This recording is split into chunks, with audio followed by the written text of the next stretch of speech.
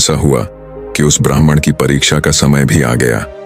राजा के दरबार में एक दूसरे देश के राजा का दूत आया और उसने कहा, महाराज, यदि आप हमारे 2 प्रश्नों का सही सही उत्तर देंगे तो हमारे राजा आपको हमारा आधा राज्य दे देंगे, नहीं तो आपको अपना आधा राज्य देना पड़ेगा। और यदि आपने उनके इस प्रस्ताव को ठुकराया तो वह आप पर आक्रमण कर देंगे। उस दूत की बात सुनकर राजा बड़ी चिंता में पड़ गया कि अगर दूसरे राजा की बात नहीं मानी तो व्यर्थ में ही रक्तपात होगा। फिर यह सोचकर राजा ने दूत से कहा कि तुम अपने राजा के दोनों प्रश्न हमें बताओ। इतना कहते ही दूत ने एक पालकी मंगवाई। उस पालकी में 3 मूर्तियां रखी हुई थीं। वह तीनों मूर्तियां संगमरमर के पत्थरों से बनी हुई थीं और तीनों मूर्तियां देखने में बिल्कुल एक जैसी लगती थी। दूत ने कहा, महाराज, हमारे महाराज का पहला प्रश्न है कि इन तीनों मूर्तियों में श्रेष्ठ मूर्ति कौन सी है। यह सुनकर राजा और समस्त दरबारी सोच में पड़ गए। यह मूर्तियां तो दिखने में एक जैसी ही हैं, फिर इनमें से कोई एक श्रेष्ठ सिद्ध कैसे हो सकेगी। राजा सहित राजा के सभी दरबारी उन मूर्तियों में अंतर सिद्ध नहीं कर सके। तभी अचानक मंत्री को याद आया कि हमने 100 स्वर्ण मुद्राएं वेतन वाले एक ब्राह्मण को किस लिए रखा है। फिर राजा ने तुरंत उस ब्राह्मण को बुलाया और उसे तीनों मूर्तियों में अंतर ढूंढकर श्रेष्ठ सिद्ध करने के लिए कहा। बेचारा भोला भाला ब्राह्मण मूर्तियों को देखकर आश्चर्य में पड़ गया कि इन तीनों मूर्तियों में अंतर को कैसे पता किया जाए। यदि नहीं बता पाया तो राजा नौकरी से निकाल देगा।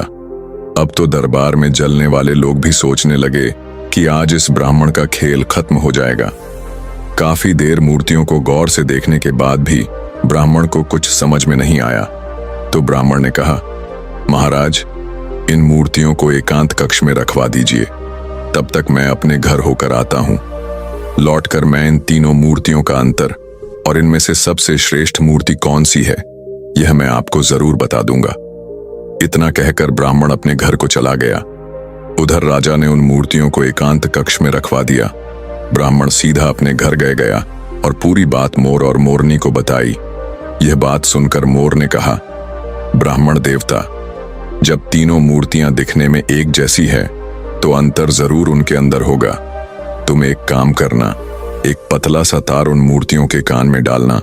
वह तार कहाँ निकलता है यह बात आकर मुझे बताना और मैं आपको उनका अंतर समझा दूंगा। ब्राह्मण तुरंत राजमहल में गया और मूर्तियों के पास गया और एक पतला सा तार उनके कान में डालकर देखने लगा। पहली मूर्ति के कान में तार डाला तो वह तार दूसरे कान से बाहर निकल गया। फिर दूसरी मूर्ति के कान में तार डाला तो वह मुंह से बाहर निकल गया। फिर तीसरी मूर्ति के कान में तार डाला तो वह तार बाहर ही नहीं निकला। ब्राह्मण ने पूरी बात आकर मोर को बताई। तब मोर ने उसे समझाया कि पहली मूर्ति के कान के छेद आर पार है। इसका अर्थ है कि वह किसी भी बात को एक कान से सुनती है और दूसरे कान से निकाल देती है। दूसरी मूर्ति किसी भी गुप्त बात को कान से सुनकर मुंह से निकाल देती है और तीसरी मूर्ति गुप्त बातों को कान से सुनकर और पेट में दबा के रखती है। यही तीसरी मूर्ति उन तीनों में से श्रेष्ठ है, जो मनुष्य सबकी सुनकर उसे अपने अंदर रखता है, उसे किसी से कहता नहीं और समय आने पर उन बातों को प्रयोग में लाता है। वही मनुष्य बुद्धिमान माना जाता है। मोर ने जैसा बताया ब्राह्मण ने वैसा ही जाकर राजा को बता दिया और राजा ने फिर दूसरे देश के राजा को बताई। दूसरे देश का राजा इस उत्तर से बहुत संतुष्ट हुआ। ब्राह्मण के जवाब से सभी दरबारी भी बहुत प्रसन्न हुए और ब्राह्मण की जय जयकार करने लगे। तभी उस दूत ने दूसरा प्रश्न रखा कि ऐसा कौन सा व्यक्ति है जो एक मरे हुए व्यक्ति के कारण जीवित रहता है, और ऐसा व्यक्ति कौन है जो जीवित रहने वाले व्यक्ति के कारण ही जीवित रहता है। ब्राह्मण प्रश्न सुनकर फिर भागकर मोर और मोरनी के पास गया और इस बार मोरनी ने बताया कि हे ब्राह्मण देवता, इसका उत्तर एक तो आप है यानी ब्राह्मण है और दूसरा व्यक्ति वैद्य है। जब व्यक्ति मर जाता है तो मरने वाले के अंतिम संस्कार से लेकर श्राद्ध कर्म तक के कार्य करके ही पंडित यानी ब्राह्मण दक्षिणा लेकर अपनी जीविका चलाता है, और दूसरा व्यक्ति यानी वैद्य एक वैद्य मृत्यु की ओर जाने वाले बीमार लोगों को जीवित रखता है और उनसे कमाए हुए धन से अपना पेट भरता है। ब्राह्मण ने यही उत्तर जाकर राजा के सामने रख दिया। पूरे दरबार में ब्राह्मण की जय जयकार होने लगी। फिर शर्त के अनुसार राजा को आधा राज्य मिल गया। पूरे नगर में ब्राह्मण की इज्जत बढ़ गई। फिर एक दिन राजा ने सोचा कि ब्राह्मण प्रश्न सुनकर अपने घर क्यों जाता था। जरूर इसका कुछ कारण था। राजा के पूछने पर ब्राह्मण ने बताया कि उसके घर के बाहर एक पीपल का पेड़ है। उस पेड़ पर एक मोर और मोरनी का जोड़ा रहता है। वे दोनों पति पत्नी बहुत बुद्धिमान हैं। उनके कहने पर ही मैं आपके यहाँ नौकरी कर रहा हूँ और उन दोनों ने ही इन प्रश्नों के उत्तर मुझे बताए हैं। यह सुनकर राजा बहुत खुश हुआ। फिर राजा ने दोनों मोर और मोरनी को अपने महल में बुलाया और उनसे पूछा, तुमने यह ज्ञान कहाँ से प्राप्त किया है?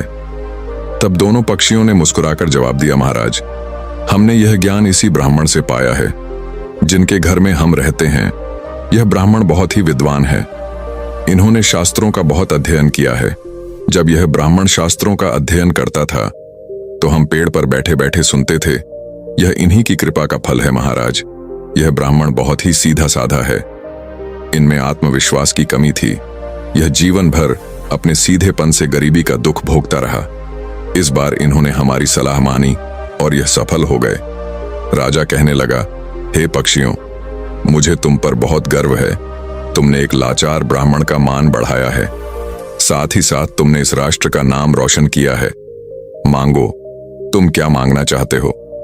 तब मोर कहता है, महाराज, मैं चाहता हूं कि हमारे नगर में सभी जीव जंतुओं का जीवन सुखमय हो और कोई भी पक्षी या कोई भी जानवर भूख या प्यास के कारण ना मरे। मोरनी भी कहती है, महाराज, मैं चाहती हूं कि हमारे राज्य में बेटों की तरह ही बेटियां भी शिक्षा प्राप्त करें।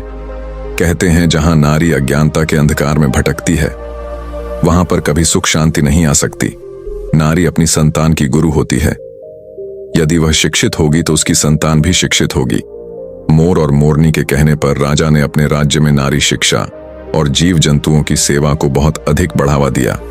दोस्तों, कहानी का अंत करते हुए महात्मा बुद्ध कहते हैं कि शिष्यों, जिस प्रकार सुंदर से सुंदर फूल भी बिना सुगंध के व्यर्थ है, उसी प्रकार मनुष्य चाहे कितना ही रूपवान हो, बलवान हो, बड़े कुल में पैदा हुआ हो, विद्या के बिना और जीव जंतुओं के प्रति दया के बिना सब व्यर्थ है। फिर महात्मा बुद्ध अपने शिष्य से कहते हैं कि गरीबी को दूर करने के लिए किसी भी व्यक्ति को शिक्षित होना बहुत आवश्यक है और हर व्यक्ति को आत्मविश्वास से भरपूर होना भी बहुत जरूरी है। आइए जीवन बदलने वाली दूसरी कहानी सुनते हैं। प्राचीन समय की बात है। मगध राज्य में एक छोटा सा गांव था जहां एक किसान रमेश अपनी पत्नी और 2 बच्चों के साथ रहता था। वह ईमानदार और परिश्रमी था, लेकिन किस्मत उसकी मेहनत का फल नहीं दे रही थी। उसकी फसल बार बार खराब हो जाती थी और वह हमेशा कर्ज में डूबा रहता था। एक दिन रमेश अपने खेत में बैठा सोच रहा था, मैंने कभी किसी का बुरा नहीं किया, फिर भी मेरे साथ ऐसा क्यों हो रहा है। उसी समय एक बुद्ध भिक्षु गांव में आए। रमेश ने उन्हें प्रणाम किया और अपनी समस्या बताई। भिक्षु मुस्कुराए और बोले, तुम्हारा प्रश्न सही है, चलो मैं तुम्हें एक कहानी सुनाता हूं। एक बार एक राजा था जो अत्यंत क्रूर था। उसने अपने स्वार्थ के लिए कई गरीबों की जमीन छीन ली और उनका शोषण किया। लेकिन उसके बेटे राजकुमार सुधीर बहुत दयालु थे। एक दिन राजा बीमार हो गया और उसकी मृत्यु हो गई। राजा ने अपने जीवन में जो कर्म किए थे उनका परिणाम उसे अगले जन्म में भोगना पड़ा। वह एक गरीब किसान के रूप में जन्मा, लेकिन उसका बेटा जो दयालु था अगले जन्म में एक महान साधु बन गया। भिक्षु ने कहा, राजा ने अपने कर्मों का फल पाया और राजकुमार ने अपने अच्छे कर्मों का। हर व्यक्ति अपने कर्मों से बंधा हुआ है। यह कर्म का चक्र है। भिक्षु ने रमेश से कहा, तुम्हारे जीवन में जो भी हो रहा है वह तुम्हारे पिछले कर्मों का परिणाम है, लेकिन आज तुम जो करोगे वह तुम्हारे भविष्य को निर्धारित करेगा। यह सुनकर रमेश को एहसास हुआ कि उसे परिस्थितियों से घबराने के बजाय अच्छे कर्मों में विश्वास रखना चाहिए। उसने न केवल अपने खेत में मेहनत करनी शुरू की, बल्कि गांव के जरूरतमंद लोगों की मदद भी करने लगा। कुछ महीनों बाद उसकी फसल इतनी अच्छी हुई कि उसने न केवल अपना कर्ज चुका दिया, बल्कि गांव के गरीब किसानों की भी मदद की। रमेश ने महसूस किया कि कर्म का चक्र चलता रहे। के लिए कोई हो कि जीवन की हर मुश्किल को धैर्य, ज्ञान और आत्मविश्वास से सुलझाया जा सकता है। आज की कहानी आपको यह सिखाएगी कि किस तरह एक साधारण और गरीब ब्राह्मण अपने दयालु स्वभाव और कुछ बुद्धिमान दोस्तों की मदद से न केवल अपने जीवन को बदलता है बल्कि समाज में भी बड़ा बदलाव लाता है। यह कहानी सिर्फ मनोरंजन नहीं है बल्कि एक जीवन का सबक है। महात्मा बुद्ध ने कहा है, जीवन में असली धन ज्ञान और दया है। आज की कहानी में यही सत्य उजागर होगा। तो आइए इस प्रेरणादायक कहानी के माध्यम से जानेंगे कि कैसे आत्मविश्वास, दया और सही मार्गदर्शन हमें हमारे लक्ष्यों तक पहुंचा सकते हैं। अंत तक जरूर देखिए, क्योंकि यह कहानी आपके जीवन का नजरिया बदल सकती है। महात्मा बुद्ध अपने शिष्यों को प्रवचन दे रहे थे। तभी उनका एक शिष्य बोला, गुरुजी, मेरे मन में एक सवाल पैदा हो रहा है। महात्मा बुद्ध मुस्कुराए और उन्होंने शिष्य से कहा कि पूछो, तुम्हारे मन में कौन सा प्रश्न पैदा हो रहा है। फिर शिष्य ने कहा कि हे गुरुदेव, मैं जानना चाहता हूं कि मनुष्य गरीबी के कारण बहुत लाचार रहता है। मनुष्य को गरीबी के कारण अपने परिवार का पालन पोषण करने में भी बहुत परेशानी आती है। मनुष्य को अपनी गरीबी दूर करने का क्या कोई भी उपाय नहीं है? और क्या कारण है जिस वजह से कुछ मनुष्य हमेशा गरीब ही रहते हैं? तब महात्मा बुद्ध ने अपने शिष्य से कहा कि बेटा, आज तुमने सारे मनुष्य जाति के लिए बहुत ही अद्भुत सवाल किया है। इस सवाल का उत्तर मैं तुम्हें एक बहुत ही प्राचीन एवं अद्भुत कहानी से देता हूं। इस कहानी को ध्यान से अंत तक अवश्य सुनना। फिर महात्मा बुद्ध कहते हैं कि एक गांव में एक बहुत ही गरीब ब्राह्मण रहता था और उसके घर में एक विशाल पीपल का वृक्ष था। उस वृक्ष पर एक मोर मोरनी का जोड़ा रहता था। वह दोनों मोर और मोरनी बहुत ही बुद्धिमान थे और वह ब्राह्मण भी बड़ा ही सीधा साधा और सच्चा इंसान था। वह बेचारा गरीबी का जीवन जी रहा था और परिवार का पालन पोषण भी नहीं कर पाता था। लेकिन वह ब्राह्मण उन दोनों मोर और मोरनी का बहुत ख्याल रखता था। वह उनको खाने को भोजन देता और पीने के लिए पानी देता था। उस ब्राह्मण के दिल में जीव जंतु एवं पशु पक्षियों के लिए बहुत ही दया भावना थी। वह मोर और मोरनी भी उस ब्राह्मण के घर पर बहुत खुश थे। मोर को अपने लिए भोजन लेने कहीं जाना भी नहीं पड़ता था, क्योंकि ब्राह्मण उनके लिए भोजन उन घोंसले में ही दे दिया करता था। फिर एक दिन मोरनी मोर से कहती है कि ये ब्राह्मण मन का कितना अच्छा है और हमारी कितनी सेवा करता है, परंतु यह आवश्यकता से ज्यादा सीधा साधा है। ये अपने भोलेपन के कारण अपना आत्मविश्वास खो चुका है और ये अपने परिवार का पालन पोषण भी ठीक प्रकार से नहीं कर पाता है। मोर कहता है, हाँ प्रिय, गरीबी के कारण इसके जीवन में बहुत कष्ट है। तब मोरनी कहती है, संसार में ये 6 कष्ट बड़े ही दुखदायी होते हैं। पहला दुख है पत्नी का वियोग, दूसरा दुख है अपनों के द्वारा किया गया अपमान, और तीसरा दुख है कर्ज को ना चुका पाना। चौथा दुख है दुष्ट राजा की सेवा करना। पांचवा दुख है दुष्ट पुरुषों की संगत करना, और छठा दुख है गरीबी में जीवन का गुजारा करना। इन दुखों के कारण मनुष्य का शरीर बिना अग्नि के ही जलता रहता है। ब्राह्मण को अत्यंत चिंतित और लाचार देखकर एक दिन मोर और मोरनी ने आपस में विचार किया कि हमें ब्राह्मण की कुछ मदद करनी चाहिए। बेचारा ब्राह्मण हमारे लिए इतना कुछ करता है, सारे पक्षियों की इतनी सेवा करता है। इसके बदले में हमें इसके लिए कोई काम धंधे का इंतजाम करना चाहिए ताकि इसका और इसके परिवार का जीवन सुखी व्यतीत हो सके। रात भर सोचने के बाद अगले दिन मोर और मोरनी ब्राह्मण से कहते हैं, हे ब्राह्मण देवता, आप राजा के पास चले जाओ और राजा से कहना कि वह अपने यहाँ तुम्हें काम पर रख ले, और जिस समस्या को कोई नहीं सुलझा पाएगा उस समस्या को तुम सुलझा दोगे, और वेतन के रूप में राजा से रोज 100 स्वर्ण मुद्राएं मांग लेना। ब्राह्मण कहने लगा, हे पक्षियों, इतनी मुझ में काबिलियत कहाँ है जो मैं राजा की समस्या का समाधान कर पाऊं, लेकिन फिर भी तुम दोनों मुझे कहते हो तो मैं चला जाता हूं। मोर और मोरनी के कहने से वह गरीब ब्राह्मण राजा के दरबार में पहुंच गया, और जैसा जैसा दोनों पक्षियों ने उसे समझाया था, ब्राह्मण ने राजा से वैसा ही कह दिया और हर रोज वेतन के रूप में 1 स्वर्ण मुद्राएं भी मांग ली। राजा कहने लगा, ब्राह्मण, जानते हो 100 स्वर्ण मुद्राएं हमारे यहाँ मंत्री को भी नहीं मिलती, और तुम हमसे 100 स्वर्ण मुद्राएं पाना चाहते हो। ब्राह्मण ने सिर झुकाकर उत्तर दिया, हाँ महाराज, 100 स्वर्ण मुद्राएं से कम नहीं लूंगा। उधर मंत्री ने ब्राह्मण को देखा कि उसका रंग सांवला है, शरीर बहुत कमजोर है, मैले कुचले फटे पुराने वस्त्र हैं, सिर पर फटी हुई पगड़ी बंधी हुई है। उसका चेहरा बता रहा था कि वह ब्राह्मण बहुत ही गरीब है। फिर भी मंत्री को न जाने क्या सूझी। उसने राजा से कहा, महाराज, इसे आप 100 स्वर्ण मुद्राएं वेतन में रख लीजिए। यह ब्राह्मण गरीब तो है, पर जब 100 स्वर्ण मुद्राएं से कम में नहीं मान रहा है तो इसमें कोई ना कोई काबिलियत जरूर होगी। राजा बोला, मंत्री जी, यदि मैं इसे 100 स्वर्ण मुद्राएं देकर काम में रख लूंगा तो क्या दूसरों के साथ अन्याय नहीं होगा? हमारे पुराने दरबारी भी इतने रुपए नहीं पाते हैं। मंत्री ने कहा, महाराज, ब्राह्मण यदि 100 स्वर्ण मुद्राएं पाने की जिद कर रहा है तो जरूर कोई ना कोई विशेष बात तो इसमें होगी। आप इसके चेहरे को देखकर किसी निष्कर्ष पर मत पहुंचना। मंत्री के बार बार आग्रह करने पर राजा ने ब्राह्मण को अपने यहां पर रख लिया। फिर शाम को राजा ने उस ब्राह्मण को 100 स्वर्ण मुद्राएं दे दी। 100 स्वर्ण मुद्राएं लेकर वह ब्राह्मण अपने घर आया और वह मुद्राएं उसने अपनी पत्नी के हाथ में थमा दी। उसकी पत्नी ने आज पहली बार इतना धन एक साथ देखा था। उसकी आंखें फटी की फटी रह गईं और कहने लगी, आप इतनी स्वर्ण मुद्राएं कहां से लाए हो? ब्राह्मण ने कहा, देखो, डरने की कोई आवश्यकता नहीं है। मैं यह मुद्राएं कहीं से चुरा कर नहीं लाया हूं।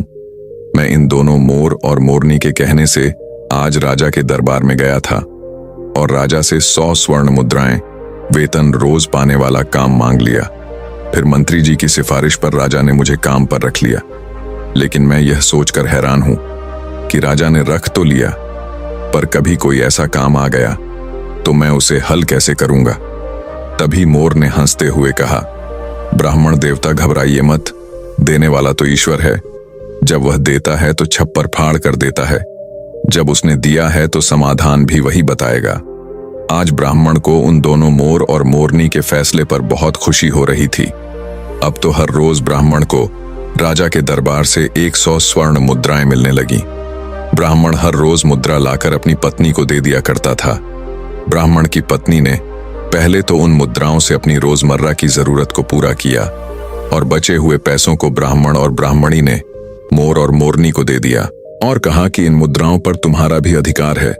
फिर उन स्वर्ण मुद्राओं को मोर और मोरनी परोपकार के कार्यों में लगाने लगे। वह उन मुद्राओं से गरीबों को खाना खिलाने लगे, जंगल में रहने वाले पशुओं के लिए पानी की व्यवस्था करते और धीरे धीरे उन दोनों पति पत्नी ने ब्राह्मण की सहायता से एक पाठशाला खुलवा दी ताकि गरीब लोगों के बच्चे जो पैसों की कमी के कारण पढ़ नहीं पाते वह भी पढ़ सके। अक्सर बहुत से गरीब बच्चों का भविष्य भी गरीबी के कारण सिमट कर रह जाता है।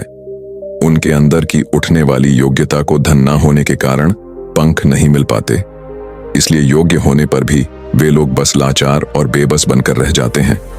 मोर और मोरनी ने उन रुपयों से नगर के हर एक गरीब और बेबस की सहायता की। उधर राजमहल में ब्राह्मण को देखकर दूसरे दरबारी उससे जलने लगे।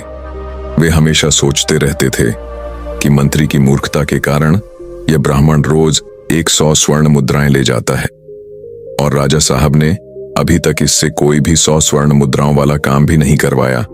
फिर एक दिन ऐसा हुआ कि उस ब्राह्मण की परीक्षा का समय भी आ गया। राजा के दरबार में एक दूसरे देश के राजा का दूत आया और उसने कहा, महाराज, यदि आप हमारे 2 प्रश्नों का सही सही उत्तर देंगे तो हमारे राजा आपको हमारा आधा राज्य दे देंगे, नहीं तो आपको अपना आधा राज्य देना पड़ेगा। और यदि आपने उनके इस प्रस्ताव को ठुकराया तो वह आप पर आक्रमण कर देंगे।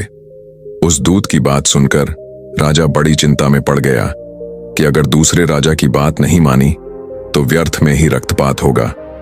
फिर यह सोचकर राजा ने दूत से कहा कि तुम अपने राजा के दोनों प्रश्न हमें बताओ। इतना कहते ही दूत ने एक पालकी मंगवाई।